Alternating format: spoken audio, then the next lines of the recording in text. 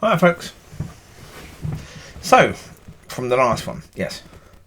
The events of that time, with that older man doing the presentation of the message on that Sunday because Jeff Oakes was picking up his wife. What was said on that day should have come across as outrageous. But it didn't. What was said was absolutely and totally outrageous. But it never came across to the people in the church as outrageous. Because it was perfectly normal. It was church.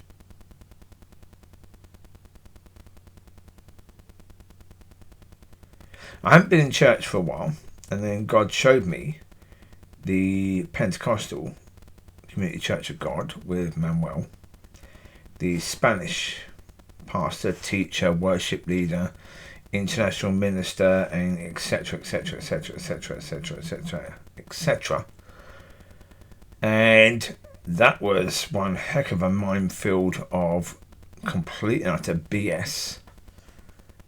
Where after Manuel left, someone who had been at the church since just before he left to about 6 months afterwards said that the people in the church were worshipping Manuel. Yeah.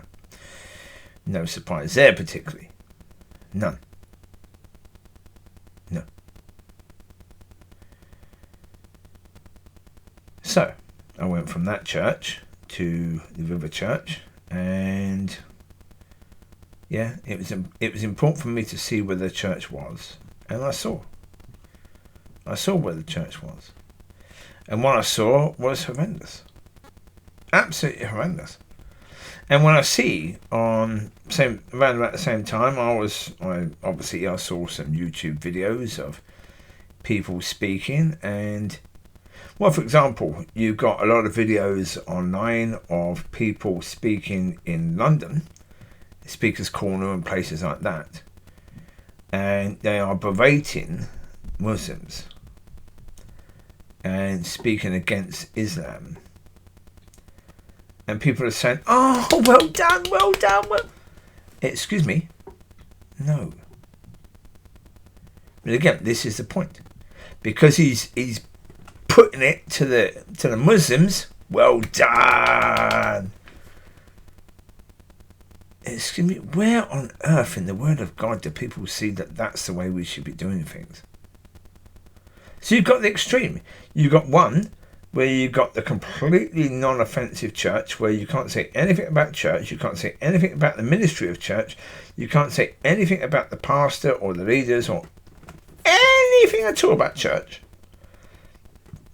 But then you've got the other end, where you can shout and scream and argue with Muslims about the Crusades and all things like that on the street corner, and people who go to church think you've done a wonderful job. So, and of course, from the understanding I got, I saw a number of ministers from America and a minister from South Africa, and going back to other times I've been in church, I was in a church in Inverness. In that church in Inverness, it was just, again, what the heck is going on? You go in, the service is happening, you got people with their feet on the chairs in front. On the top of the chairs. Because they've got to be relaxed in church.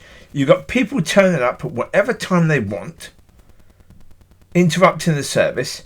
You've got people speaking over the pastor, interrupting the pastor all the time, because they think that whatever they say is more worth hearing than the pastor. And it's like, okay, that's bizarre. I don't like that at all. And then, back into before I moved up to Scotland, churches in the areas I was in the Bournemouth area, yeah, there was nothing there. And those churches weren't interested in, praying for people or doing anything of God at all. And then going even further back to when I was in churches in Gillingham and in Chatham and Medway Towns in England. And again, churches that wouldn't speak about anything to do with the vine, the branches, the cut-off, or any of that, because it could be seen as offensive to some people. You're looking at 20, 30 years worth of being in churches all over the UK, seeing all of this. And it's like, yeah, I now have a reasonable picture. And recently I looked at what was going on now in the King's Church, Chatham, Kent, the one I was in years ago. That was a good church years ago. And now that church has become a very African church. They've got people in from London who are from some part of Africa. And most of the elders in that church have now been brought in also from those areas in Africa. A lot of the worship is run by people from Africa now. And it's like, what's going on?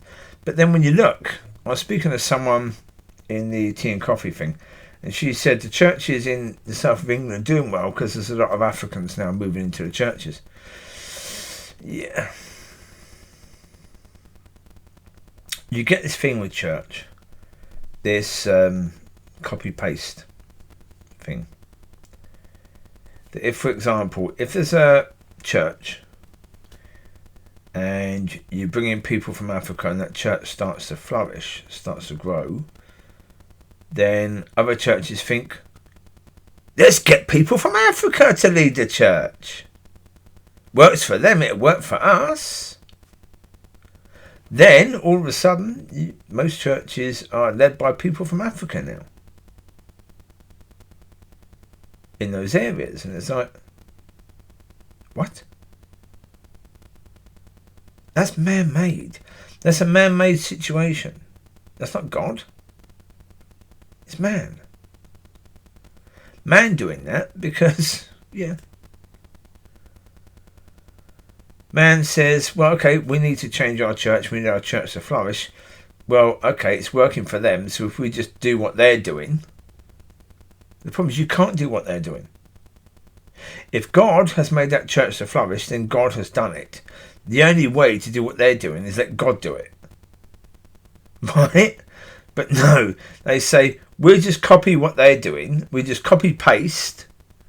We just bring in the sort of people that they've got leading their church now from the similar areas who look the same, sound the same, and that should do the job. Yeah, it won't.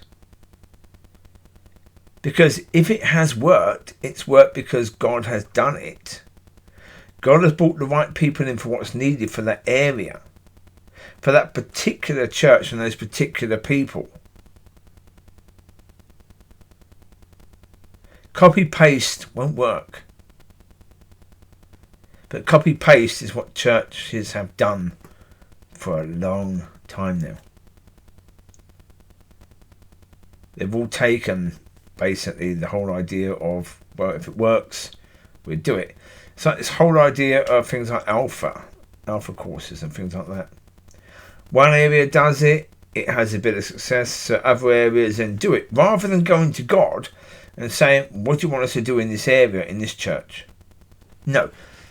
The alpha course works there, we'll just do that. It's like, excuse me, in what way are you being led by God? You're being led by the church. Any church that's being even partly successful, you're being led by them. That's not being led by God. Yeah. So there you go. In the end, that's the situation. So yeah, that's my view. You take care. God bless. Bye.